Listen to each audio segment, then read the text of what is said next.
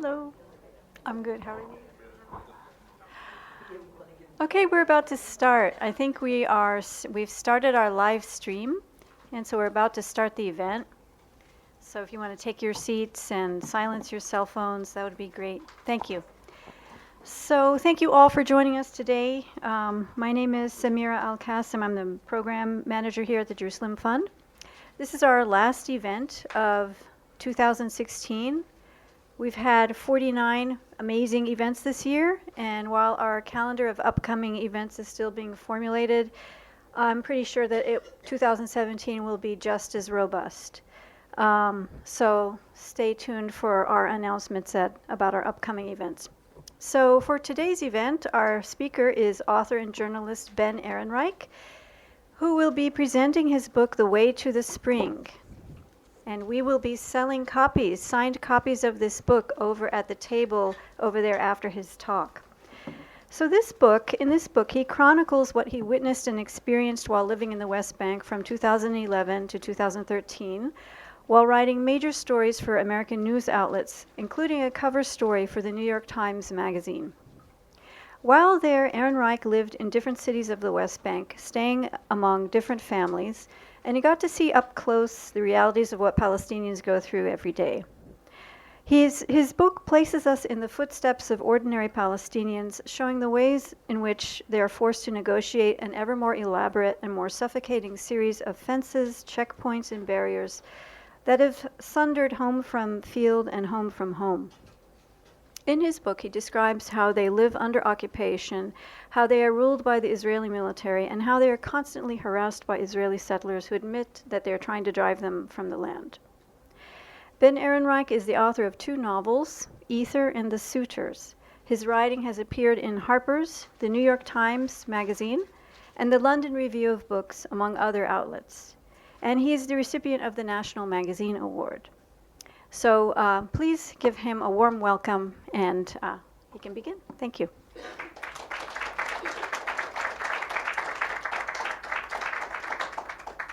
Thank you, Samira. Thank you to the Jerusalem Fund for having me here, and to Zaina for thinking to originally invite me. And thank you all for braving the cold to come out today. I guess that doesn't count the people who are watching in comfort over the internet, but thank you to you guys too. The book covers basically the spring of 2011, when I first started working as a journalist in Palestine, until the afterword actually goes till January of this year. But I thought I'd talk first a little bit about some of the things that are happening right now. This last Tuesday was a fairly normal day in Palestine. Israeli forces demolished 2 homes in the Karma Sheikh neighborhood of Silwan in East Jerusalem, just outside the old city. The homes were built by 2 brothers from the Al-Abbasi family, who between them had 12 children. There were many attempts to apply for permits from the Jerusalem municipality, had met with no success, and they told the Palestinian news agency MAN they had been forced to halt construction when the municipality issued demolition orders. None of this, of course, is at all unusual to those familiar with Palestinian life in Jerusalem. On Saturday, they began the painful process of self-demolition, an Orwellian term that means they began to tear down their own homes to avoid being fined by the municipality, to avoid having to pay for the privilege of having their home demolished by the Israeli authorities. This has become an increasingly common practice among Palestinian Jerusalemites. Despite their efforts, Israeli bulldozers arrived on Tuesday morning and leveled what little still remained of their homes. That same day, across the Green Line in the West Bank, in the village of Fasayil, which is in the Jordan Valley north of Jericho, and the site of many dozens of past home demolitions, the army bulldozed several buildings, including 2 healthcare facilities. None of this made the news in the US or in Israel, but as you may know nonetheless, Israeli demolitions of Palestinian homes in the West Bank and in Jerusalem and within Israel in the Negev are proceeding at a record-breaking pace this last year. As of November 28th, Israel had demolished, these are UN figures, 1,051 structures in the West Bank and East Jerusalem this year, rendering more than 1,500 people homeless. The year is not yet over, but that is already nearly twice as many demolitions and more than twice as many displaced Palestinians as in 2015, and far more than any year over the last 3 decades, a period which of course includes both the first and second intifadas. So things we must admit are at the moment, and not just in this way, very bad indeed. What is making the news in Israel and in the US is a law which is called in most of the Palestinian press the Formalization Bill, which is called in most of the Israeli press the Regulation Bill, which none other than the Likud Knesset member Benny Begin referred to as the stealing law, and Begin is no lefty. The bill passed its first reading on the Knesset in Monday. It'll have to pass 3 more to become law, but it likely will. It is co-sponsored by Likud and the far-right Jewish Home Party. And what it would do is formally legalize the status of all homes built by Israeli settlers on private Palestinian land in what are called outposts, quote, if the construction was carried out in good faith. If you have a hard time understanding what it might mean to build home on land that you've stolen from someone else in good faith, the bill lays it out.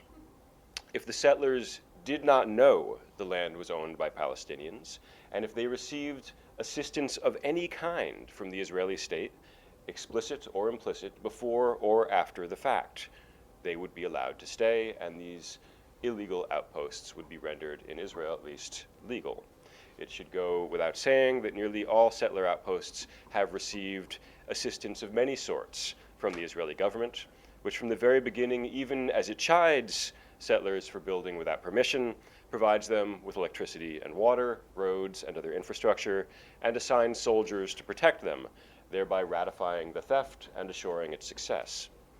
The Formalization Bill, in other words, would rely on Israel's decades of de facto support of settler land thefts as grounds for their de jure legitimation. This is a strange sort of bright side, perhaps the only kind available to us these days, that the bill formally admits what successive Israeli governments have been denying for years, that the settlement enterprise has from the start had the full backing of the Israeli state, and is not, as many of Israel's apologists insist, a project undertaken by rogue extremists at the margins of Israeli society.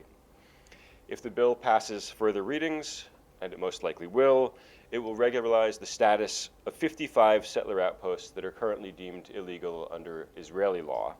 And I shouldn't have to qualify that all homes built by settlers on Palestinian land in the territories that Israel occupies are illegal under international law, regardless of their status in Israel's courts. I probably don't have to note the irony of this situation, that Israel is hastening to legitimize the construction of homes built by settlers on land stolen from Palestinians, even as it radically accelerates its efforts to destroy homes built by Palestinians on their own land. It's worth adding, though, that the bill was originally drafted to prevent the demolition, which had been ordered by Israel's High Court, of a settler outpost called Amona, which is in the West Bank near the Palestinian towns of Taibe and Silwad, northeast of Ramallah. In February of 2006, when Israeli police attempted to demolish 9 homes within the outposts of Amona, one Knesset member complained that the police were, and I quote, treating people here like Arabs. I'm not sure if any of this actually counts as irony. This double standard is nothing new at all. It has guided Israeli politics from the foundation of the Israeli state in 1948, one law for Israeli Jews and another for Palestinians. Israel is in many ways unimaginable without this other double standard. But something curious is happening in Israeli politics at the moment, in the ongoing struggle for power between Prime Minister Benjamin Netanyahu and his rivals to the right. It's worth remembering, this is sometimes hard to see from the distance of, from the US, that Netanyahu in Israel is not the right. He is the sane and stable center. He is a moderate there. The Formalization Bill was introduced by a party that is far from moderate, the Jewish Home Party, led by Naftali Bennett, who praised Monday's vote as historic, and on Tuesday said, "Today, the Israeli Knesset shifted from a path to establish a Palestinian state to a path of extending sovereignty to Judea and Samaria. Let there be no doubt, the Regulation Bill is what will spearhead the extension of Israeli sovereignty." And what he's talking about here, in no uncertain terms, is the annexation of Palestinian land in the West Bank to formally make occupied territory Israeli territory. Since the election of Donald Trump, Bennett has been calling ever more loudly for Israel to abandon the pretense of wanting to reach a two-state solution, and for this outright annexation at an accelerated pace of the West Bank. Netanyahu has been more cautious. He knows quite well how useful all these years of peace negotiations have been for Israel. He has come out in opposition to the Formalization Bill, and on Sunday reaffirmed his commitment to creating two states for two peoples. Of course, Netanyahu is lying. His mouth is opening. But just before the election in March of last year, he surprised the foreign press by announcing his opposition to the formation of a Palestinian state and promised that it would not occur if he were reelected. A few days later, with the election safely behind him, he backtracked and claimed again that he wanted nothing more than, quote, a sustainable, peaceful two-state solution. We're used to this sort of inconsistency with Netanyahu, whose rhetoric changes depending on who is in the room and in which direction the political winds may be blowing at that moment. But we're also used to the overwhelming consistency of his actions. Whatever rhetorical position he may be staking out at any given moment, whatever cliches he may parrot to mollify the US and the EU, the expansion of settlements, confiscation of Palestinian land, and the use of lethal force against Palestinians continues. This has been a constant for decades, regardless of who is in power within Israel, whether it's the left or the right or the very far right. But in Netanyahu's brand of politics, it is the show that matters. The show is useful and the show is everything. Israel will do as it wishes, but it will pretend, like the settlers who will claim they didn't know it was Palestinian land they were taking, to be acting in good faith, according to the law, and, as always, in pursuit of peace. Bennett and company, on the other hand, don't want to pretend anymore. The new generation of the Israeli right, and they will almost certainly topple Netanyahu at some point in the next few years, has no patience for these sorts of theatrics. They're tired of the charade of Israel using massive resources to support the construction of settlements, while occasionally demolishing the most egregious outposts to pretend that international law matters. They are tired of the charade of Palestinian autonomy in the West Bank. They want to call it all Israel and be done with it. I am tempted to welcome these developments. For years, many of us have been frustrated by Netanyahu's deceptions, by how willing the US State Department has been to accept and to believe them. Why not take off the mask so we can all be honest for a change? Then at least we could focus on the real battles ahead of us and not be distracted by these games. But honesty has its costs. In this country, even just a few weeks ago, it was possible to console oneself that however destructive a Trump presidency would almost certainly be, at least its racist violence would be out in the open, rather than masked as it has been in this country for so long. 1 month after the election, this is no longer a very comforting thought. The hypocrisy of more temperate politicians than Trump turned out to be a shield that protected at least some of the most vulnerable in our society from open violence. The same, I suspect, is true in Palestine. If the masks come off, we will one day likely miss them. I don't say this in defense of Netanyahu or of the US State Department under Obama, which has, through an extraordinary combination of cynicism and naivete, allowed the ruse to continue at the cost of thousands of Palestinian lives. I say it only because we cannot afford to be naive about anything. Real honesty on the part of the Israeli state might make things clearer to the portion of the world for whom they have been cloudy, but it will have a cost, and that cost will, as always, be paid in Palestinian blood. I say this because it is something we have to prepare ourselves for, a radical shifting of the terrain on which this struggle is fought. If not inevitable, this shift is, I think, extremely likely.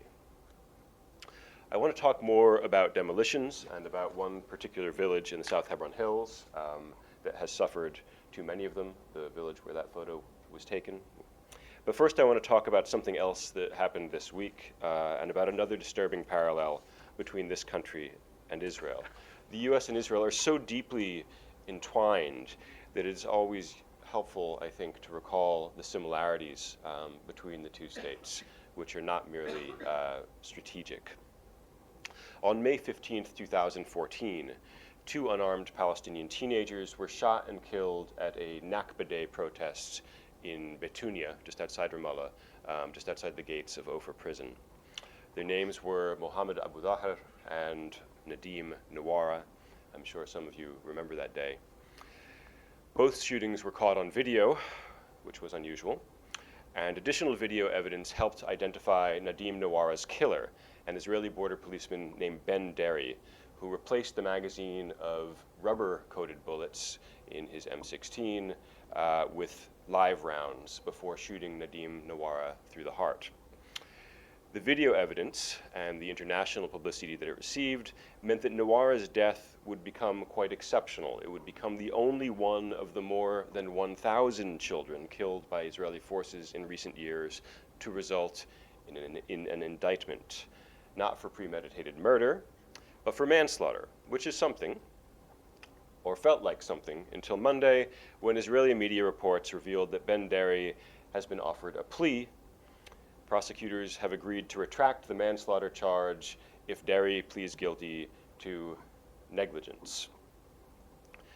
That same day, the trial of the police officer Michael Slager, accused of killing an unarmed black man named Walter Scott last April in Charleston, South Carolina, ended in a mistrial, despite video evidence of Slager shooting Scott in the back from a distance of 17 feet as he ran away. The only thing unusual about this, as in the case of Nadim Nawara's killer, was that the case made it to trial at all.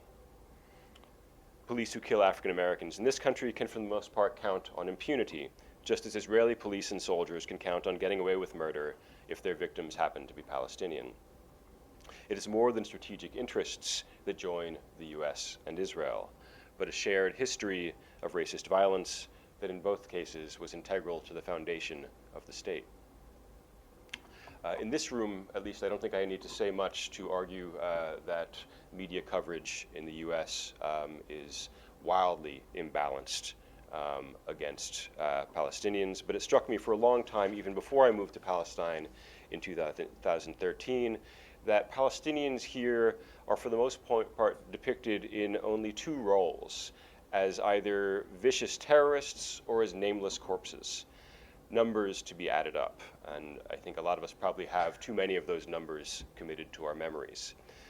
One of the things that was very important to me in writing this book was not only to tell the kinds of stories that I knew were not being told here and that would not otherwise be told, and to describe realities that Americans are not for the most part exposed to, but to also make it clear that what happens there happens to people.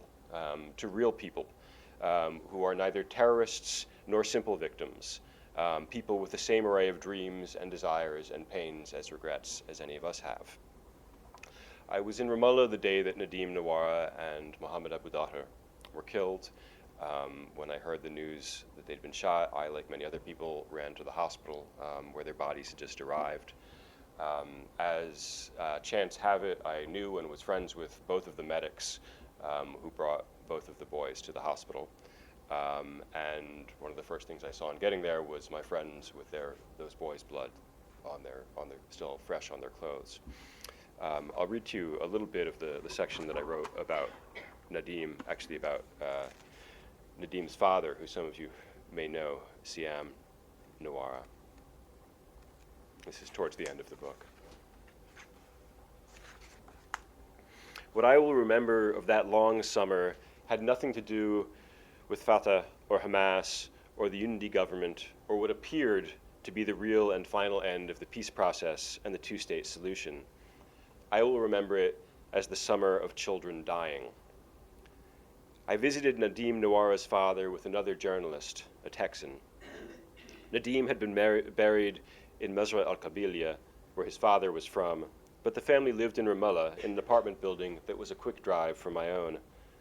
The father, Siam Nawara, had a salon on the ground floor. He was very successful and did hair and makeup for weddings. Everything, he said, extensions, eyebrows, updos. Nadim Salon, it was called. He had named it for his eldest son. We talked for a while about the allegations on the Israeli news, that the videos were forgeries, that Nadim had not been killed. "My son is real," he said. "He's dead."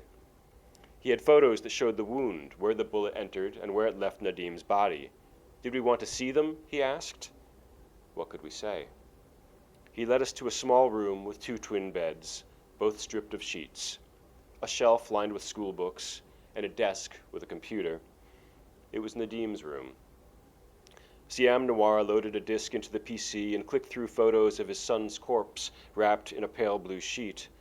There was the entry wound in the center of his chest. A wide arc of flesh cut by the surgeons had been sutured crudely into place. And there was the exit wound, a little lower, a dark hole in his back leaking blood. "This is my son," Nawara said. He clipped open the CNN footage of the shooting and pointed to a soldier on the hillside in the gray-black uniform of the border police. 100%, he said. That's the one who shot Nadim. There was more. "Watch, that's Nadim," he said. A dim, shaky cell phone video appeared on the monitor. In it, Nadim was clowning as his mother tried to cook. She waved a ladle at him, but he caught it in the air and kissed her 3 times on the cheeks. She was laughing. Beside me, his father was laughing too. He'd watched these clips so many times that he could recite every line his son said before it left the boy's mouth. There were others. Nadim doing a backflip into a deep drift of snow the previous December. Nadim laughing and screaming with 2 friends as they ran through the streets in the rain. Nadim sitting in a car, packed with other teenagers, music blasting, and the boys all dancing in their seats. Nadim and a friend goofing in class as a teacher droned on in the background. Nadim riding a horse in Mazra al-Qabilia just a week before his death. He had shot that one himself, the reins in one hand, his phone in another. It was late in the day. The shadows were long, the sky a deep, dark blue. I first traveled to Palestine as a journalist in 2011 to work on a story for Harper's Magazine about the role of water in the occupation.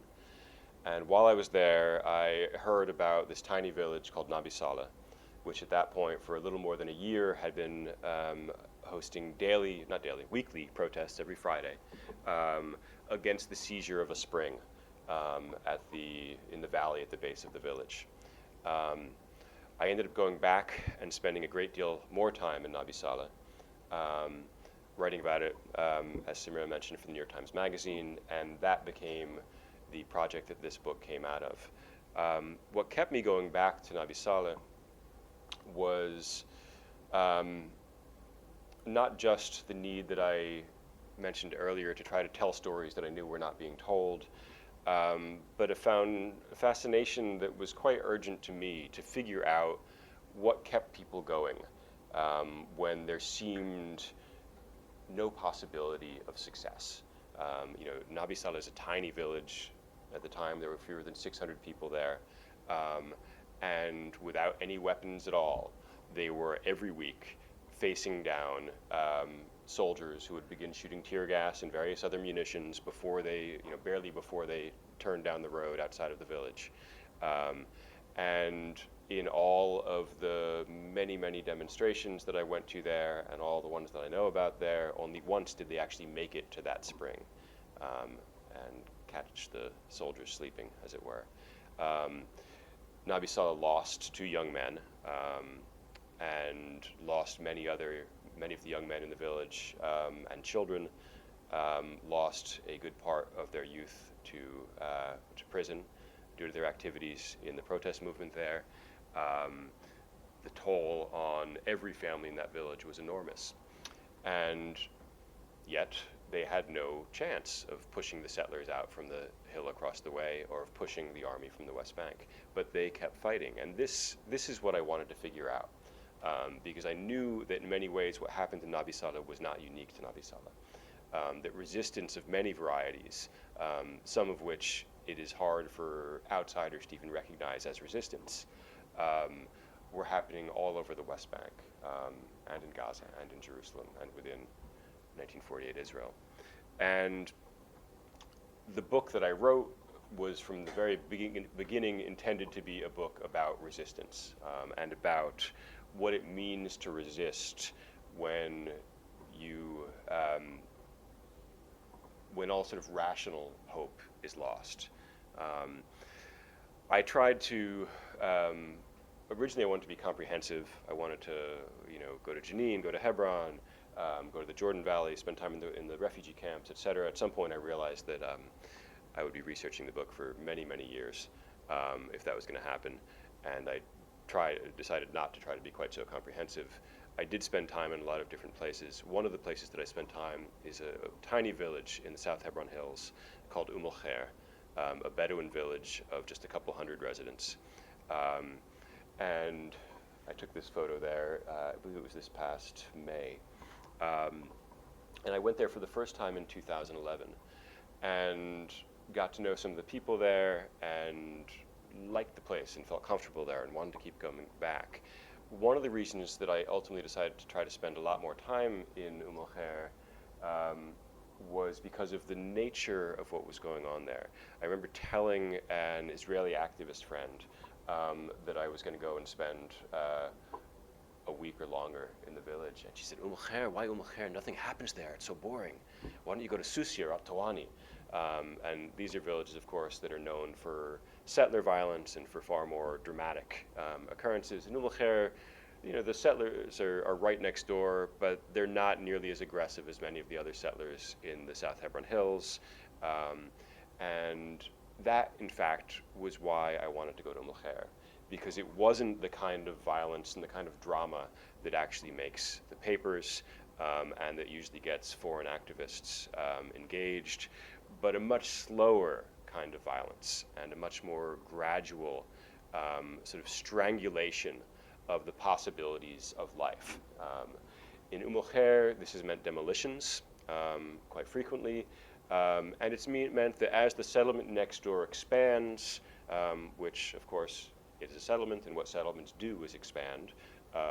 As it expands, not only do the buildings expand, but the security perimeter around the settlement expands. So the segment of their own land that the people of Khair are forbidden from crossing into gets bigger and bigger.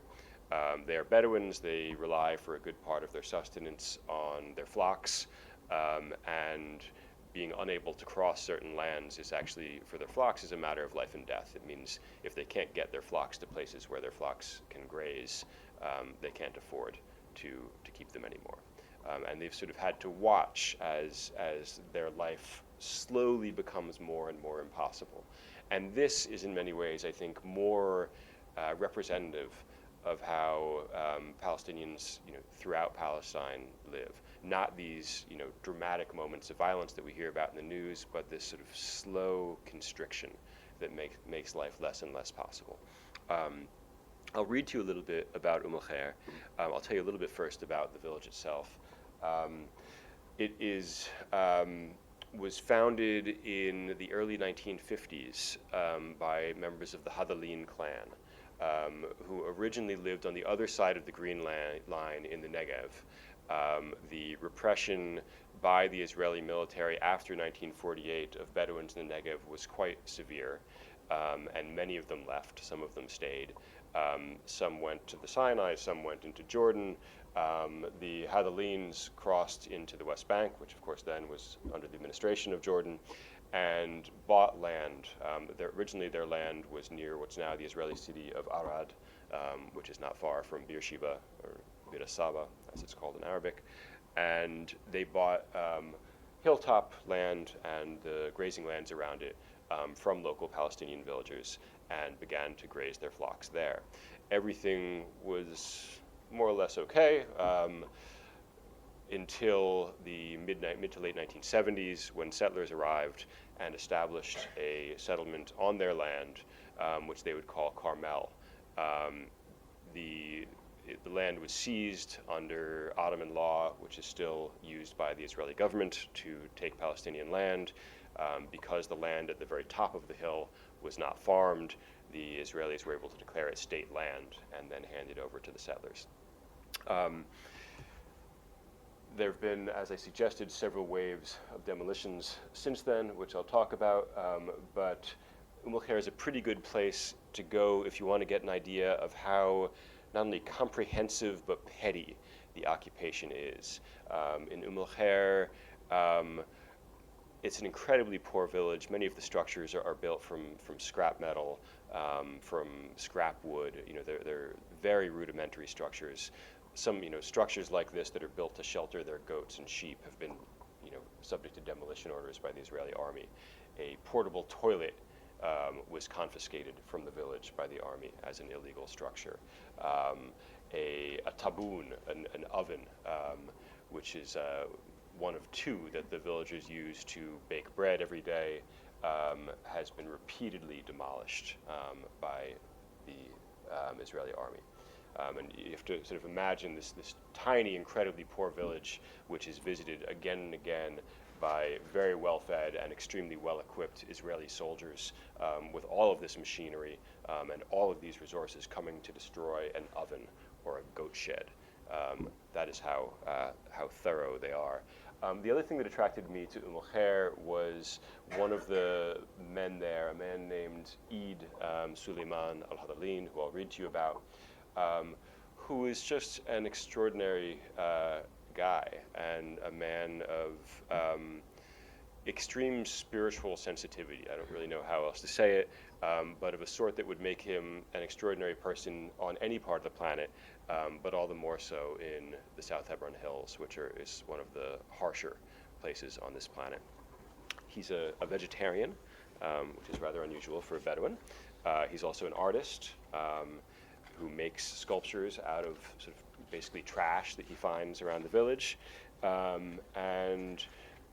He works he's one of the only people in the village with a job outside the village. Most people have to sneak into Israel to work in the fields. But he works for an NGO called the Halo Trust. It's a Scottish-American NGO that picks up unexploded munitions.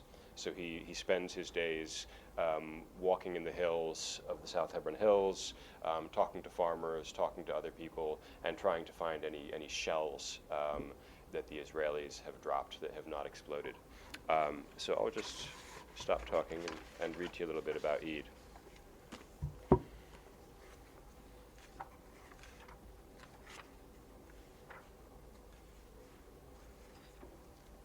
We were at the birthday party for Eid's daughter Lynn when his phone rang. It was a farmer named Ibrahim who was harvesting wheat just outside the village with his son. Something had fallen from an F-16, he said, and landed in their field. It was a short walk. The farmers who had come from Yatta to work the land put down their scythes and showed Eid what they had found, a heavy rectangular object wrapped in shiny foil and dented at one end. Eid didn't think it was dangerous. A sticker in Hebrew had survived the fall. Flammable material, it read. Eid didn't think it was dangerous. He photographed it anyway and logged the location on a yellow GPS reader. The farmers went back to their work, and Eid and I sat on a stone wall. Our conversation turned to animals, their genius and their strength, our blindness beside the power of their senses. You know, a camel can crush a car, Eid said. If you make it angry, oh God, it will kill you. And of course there were giraffes. What a miracle of an animal, Eid said. Her legs are so long. Yes, my friend, he sighed. That is it. So easy, so hard. It was something he said often. A refrain he repeated, almost a tick. I thought about it later, lying awake on the cistern, staring up at the maze of the stars and at Mars glowing red in the sky. I remembered a Dostoevsky story called The Dream of a Ridiculous Man. Walking home one gloomy evening, Dostoevsky's protagonist saw a bright star between the clouds and resolved to end his life that very night. But he fell asleep, his revolver on the table beside him, and dreamed that he had shot himself, and in death traveled to the star he had seen, and found a planet there, like Earth, but undefiled by the fall. Its people knew neither cruelty nor grasping, only a love increased as if to the point of rapture, but a rapture that was calm. And the protagonist, freed from his despair, saw how beautiful life could be, how simple it was to love. Of course, it didn't work out. It was a Dostoevsky story. Without meaning to, the story's protagonist brought corruption with him. In jest or in flirtation, he told one small lie, and lies soon spread, and cruelty was born from them, and bloodshed and shame. There began the struggle for separation, for isolation, for mine and thine. No sooner had people turned on one another than they began talking of brotherhood and humanity, and no sooner had they discovered crime than they invented justice and drew up whole codes of law. The protagonist awoke from his dream and resolved to devote his life to preaching, to telling everyone he could of the truth he had witnessed. His message was not so different from Eid's, that people can be happy and beautiful without losing their ability to love on earth, that all they have to do is love. That is the main thing, and that is everything. So easy, my friend, and so hard. And that, I realized, was why the others regarded Eid with such gentle admiration, no matter how heretical or nonsensical they found his views. It wasn't just his art or his intelligence that made him special. It was that something in him had stayed alive, that had died or gone dormant in the rest of us, something delicate and perhaps even sacred, and though we could no longer always find it in ourselves, we could recognize it in Eid, could see its beauty and its truth, and also the pain that it caused him. Behind us, on the far side of the fence, 3 soldiers loitered outside their quarters. One of them walked off on patrol, not bothering to wear his helmet, and Eid talked about torture in the prisons of the Arab world, and the fear that prevented him from going to pray at the Al-Aqsa, and the possibility of Judgment Day. I believe in that, he said, though he didn't think it would happen soon. We talked about climate change and the war in the Ukraine. Bad world, Eid said. Everything is going to be a problem. We talked about his first time on a plane, and the city of Cambridge, which he had loved, and the fanatical settlers of Yatar. A lot of crazy things in the world, Eid observed. Where there are bad things, you find the good things, actually. For instance, there was a settler who lived in Carmel, the son of a Holocaust survivor. His name was Roan. He had called Eid to apologize the last time the army demolished homes in the village. He's a very good man, actually, Eid said. He didn't speak to him often, because the other settlers would cause trouble for him if they saw him fraternizing with Arabs.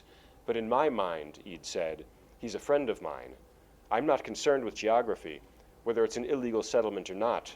I'm concerned with finding good men. Even the bad men, and Eid acknowledged that there were some of those, he didn't want to see them hurt. It pained him, he told me, whenever he heard that a settler had been shot. The man's family would suffer, and so would whoever shot him, whether they were captured or not. The wheel of vengeance would keep on spinning and dragging everyone along. I think this land is very big, Eid said. It can take all of us without any problems. But because we are humans, we are stupid, and we do not see the truth. We do not want to speak to our neighbors, and there is misunderstanding between us. I was about to reply that he made it sound too simple, that good people did ugly things all over the world, and it was rarely a question of individuals and their choices or emotions, but of systems, of machines that were larger than any of us. But Eid beat me to it, and said it again, his refrain. It's so easy, he said, and so hard. He talked about other friends, Israeli friends whom he used to see but didn't anymore, Eyal from Beersheba, with whom he used to do Tai Chi, and another friend, really a very good man, who lived in Sderot, just outside of Gaza, and had to deal not only with the rockets falling, but with the anger of his neighbors who didn't like it that he had Palestinian friends, until finally he moved his family to America because he didn't want his children to grow up around such hate. And another friend, a very good friend, who had moved to the US too, so that her son would never have to be a soldier. Yes, Eid said. They had all moved away, and he was always sad when they did. But of course they moved, he said. Everyone wants to go. I didn't mention that most people in the village wanted only to stay. That was in the spring of 2014, and at the time Eid was feeling, I think, very claustrophobic and stuck, and wanting very badly just to get out, to be done with Palestine, to be done with the entirety of the Middle East, and to not have to think about these things anymore. I've seen him many times since, and in the last year, I think I've been there 3 times. Each time I went was right on the heels of another demolition. There have been 4 so far this year, 5 in the last 12 months, and each one happened to have occurred just a few weeks before my visit, sometimes just a few days. This photo was taken in May. The men praying are Eid's cousin and 2 of his brothers, and they are praying that concrete pad is the foundation of his cousin Bilal's home, which had been destroyed a couple of weeks earlier. I just want to end by noting, it's a small thing, but I think an important one, that as much as in 2014 Eid wanted to leave and talked about leaving all the time and kind of broke the hearts of everyone else in the village by talking about leaving, with all of these demolitions since then, he's never mentioned it to me again. He's talked only about staying. And the fear that he expressed the last time I saw him late in August was that the others in the village would lose their will to stay, that they would give up. And that too, of course, is a powerful way of resisting. Thank you very much. If anyone has any questions, I'm happy to answer.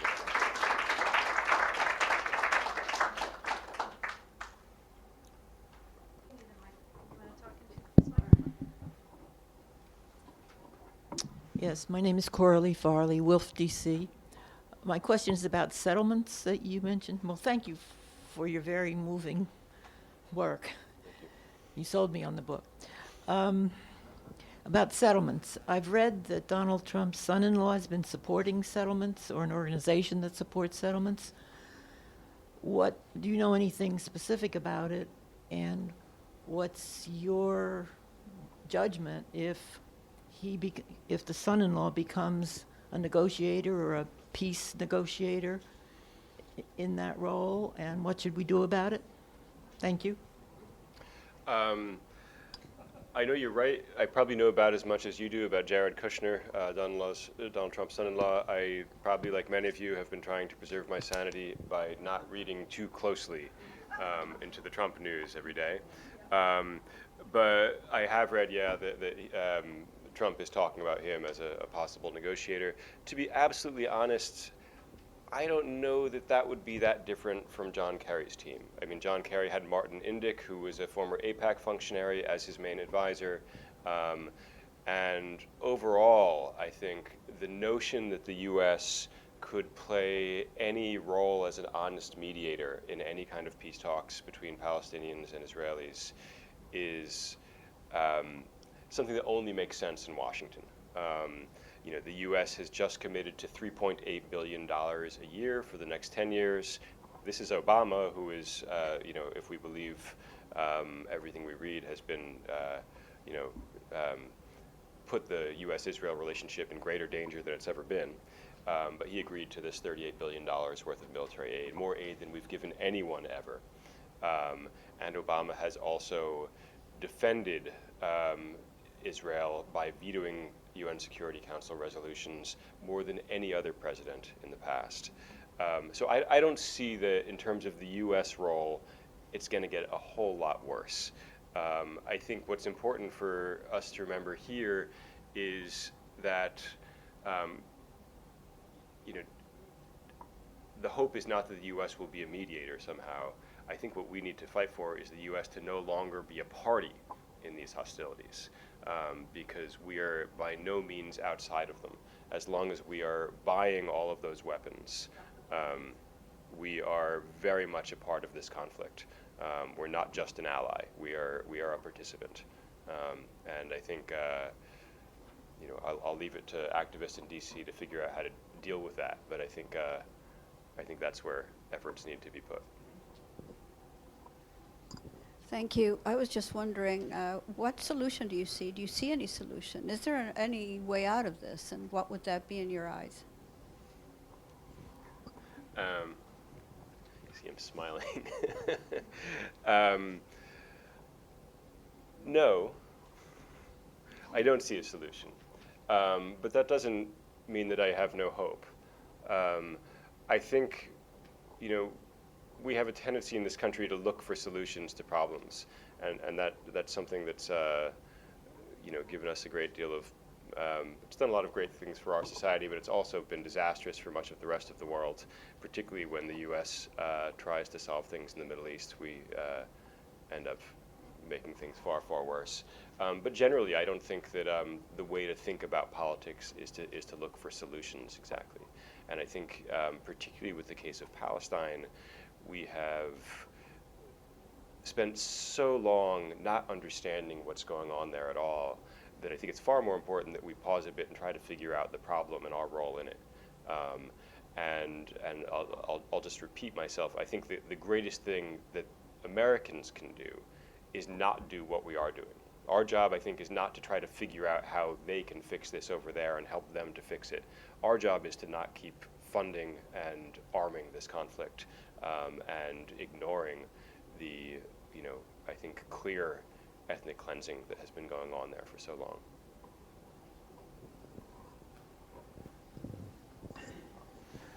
Thank you very much. The lady that preceded me more or less asked the question that I was going to ask. But leaving aside the U.S. role, these developments always move towards something. And Europe is adopting a somewhat more independent role.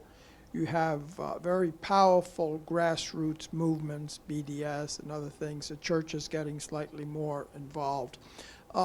Against that background, what significance do you see in two recent developments? And that is that Mr. Lieberman, the new defense minister, the first official interview that he gave was to two senior Palestinian journalists, I think, from Ma'an. And this was published pretty broadly, and Lieberman said that the report were accurate and fair and so on. And then secondly, the role of I guess it's the commander for coordination in the territories, Yoav Mordecai, Lieutenant General, I believe, who is rather popular with the Palestinians. This is what I've read. And he has a website, and it's directed towards the Palestinian, and that also is quite popular. It has maybe 100,000 participants in it, Facebook website. Do these developments give you any sense of a possible change? Is something in the wind? Giving all these factors, the outside international pressure and so on, and that these moves, are they simply tactical? Might there be something more there? No, I don't think these don't give me any cause for optimism. I believe it was in the same interview that Lieberman said that should there be another war against Gaza, he would finish it. So, whether or not the people interviewing him were Palestinian or not, he hardly backed down and took a more hawkish and I think even genocidal tone than he had in the past, which is saying something for Lieberman. As for Mordecai, I've never heard a Palestinian say a good word about the civil administration, of which he is the head. The civil administration, which he heads, is, despite its name, a part of the Israeli Ministry of Defense. and rules over just about every aspect of life for Palestinians in Area C, the part of the West Bank that under the Oslo agreements was put under Israeli military and civil control. Palestinians interact, regardless of the existence of a website in Arabic, Palestinians' interactions with the civil administration are mainly of humiliation in a variety of ways. So no, I wouldn't take much optimism from either of those developments. Can I follow Yeah. up on one aspect of the Palestinian side? Mm-hmm. And that is the fact that there's been considerable change in ministries, Hamas, Palestinian Authority, and Hamas seems to be in contact with Zahran. And, do you see anything there?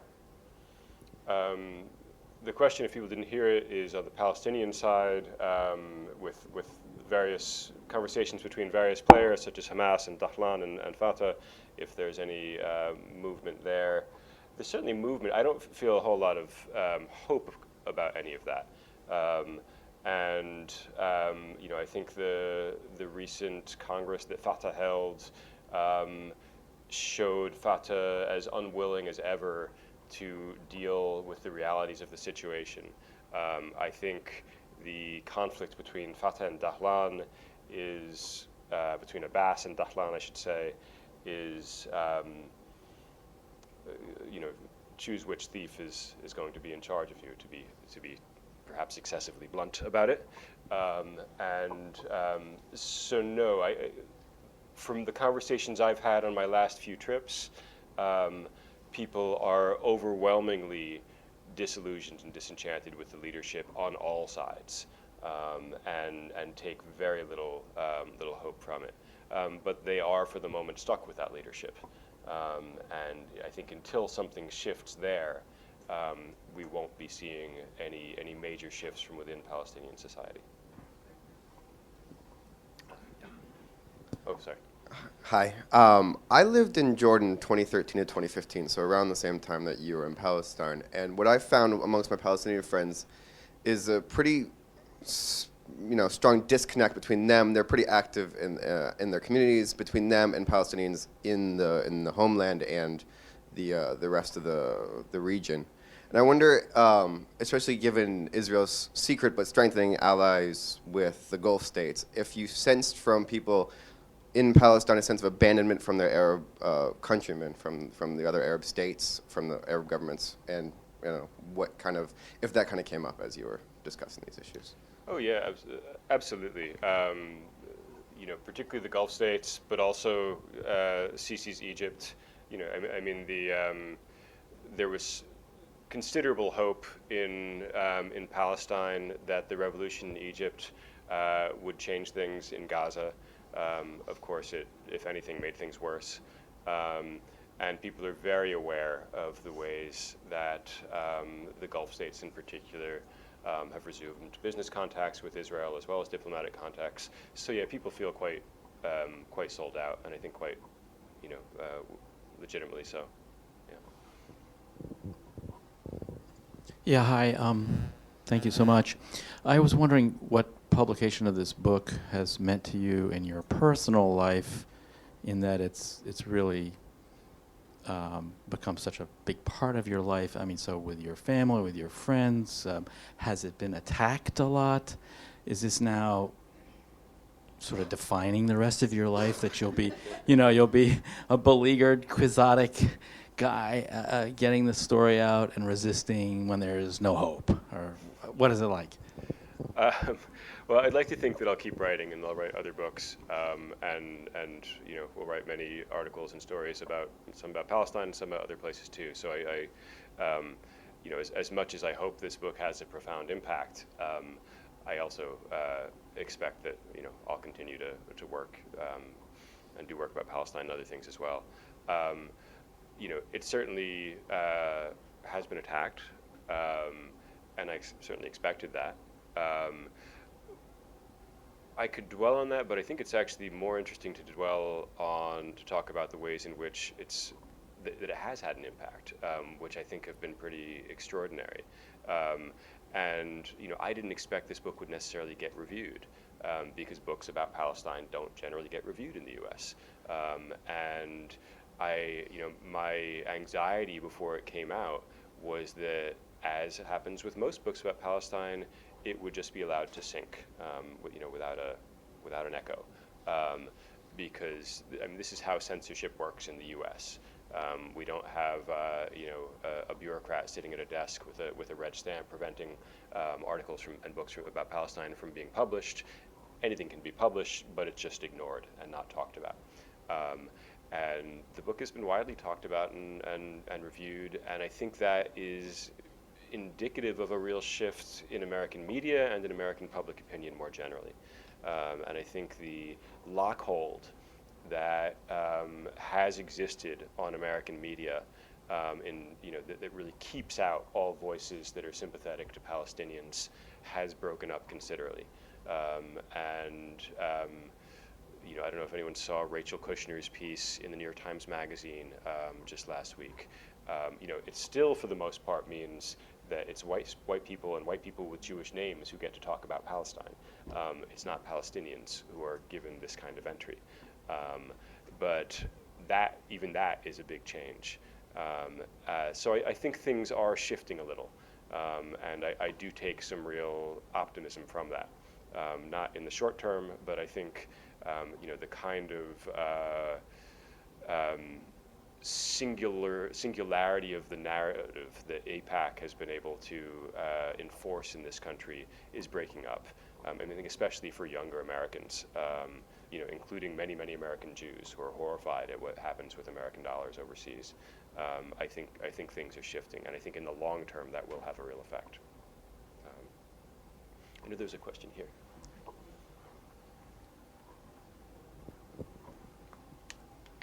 Thank you.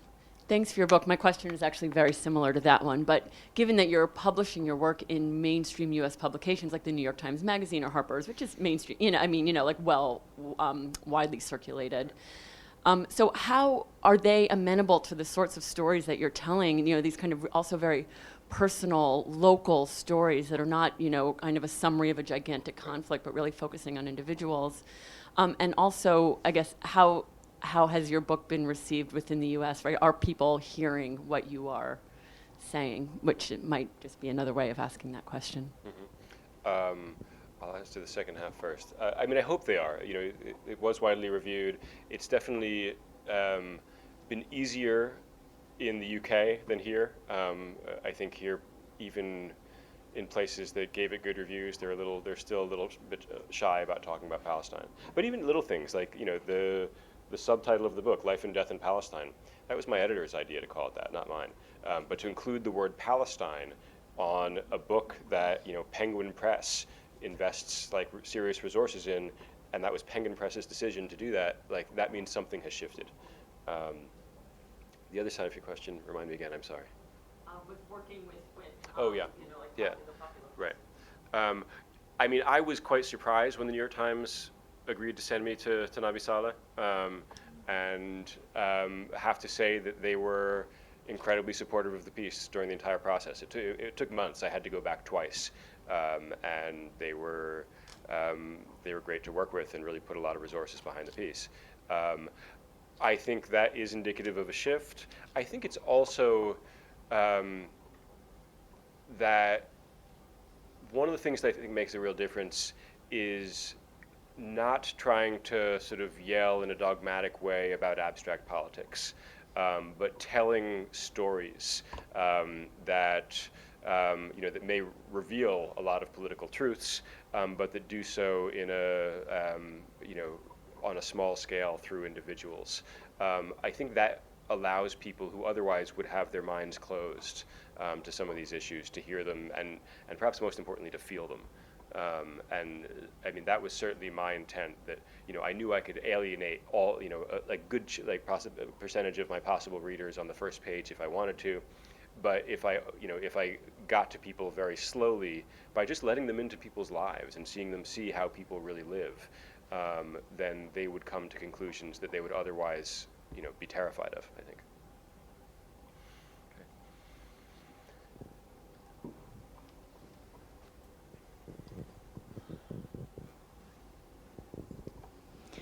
Thanks for your book and your talk. I'm curious if you would talk a little bit more about the thoughts you've had on resilience and resistance. You said that that was one of the driving forces for you undertaking this study, is to try and understand that better. And certainly you gave us one example with Aid, but what other thoughts did you have? I mean, in some ways, the book is a 360-page meditation on the question of what it means to resist when, when you have no rational cause to believe it'll work out. So my cheap answer would be to say you have to read the whole thing. But the short version is that one can't be romantic about it. No one resists in the way that people resist there because they want to. They resist to because they have to. And the costs are enormous. And people, I think, have to daily make incredibly painful decisions to keep resistance going. Decisions about, like, should I keep going even though I might lose my children? Even though my children might be killed or taken from me? Or, if I keep going, if I don't keep going, what will it look like to my children if they see their parents bowing down and surrendering and giving up? These kinds of incredibly painful decisions are what push people forward, I think. It's not at its base some wonderful romantic idealistic thing, but a series of extremely difficult decisions that people make. And many people, many people make incredibly courageous decisions, and some people make decisions that are less courageous. But I think they happen on a very minute scale, and I hope that some of that is visible in the book in ways that it isn't visible from a distance.